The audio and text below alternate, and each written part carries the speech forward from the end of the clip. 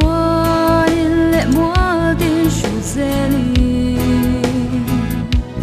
ô anh sa khuyên đại lâu na tuan re la phần ni tuan mo suy lung na lim ruai lung lam kan vai kan rom ro lu kan ram pang pa chẳng thar ten phần lai cha kin an wa ít thì par lệ shuai ko hoi lo pa lung lo tui ne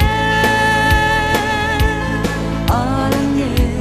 sing lang tang an ri li pui tianga ri li pui ki leng tin te ching mit lai na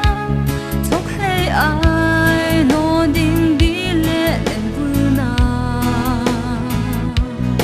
ipian na rang reng mo nam tin zing a chuan moi te zo fele ta na khwa ve ching tu kan rom ro lu kan ram pang pa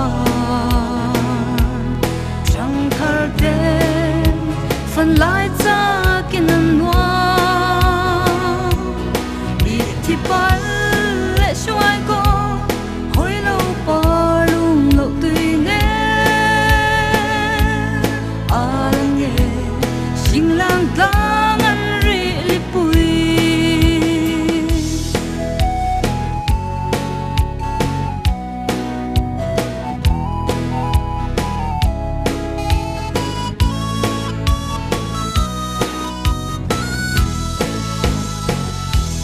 vì tu dấu môi buồn ang kan zar thar zel don ke nin man lai pi pu de su mun hui phang ni dấu pha te chin lai lua tu an hung ngai o xuan no dấu pha thin lai a ching dấu o mang mo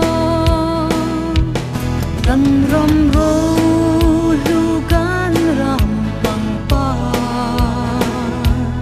chẳng thar ten phần lai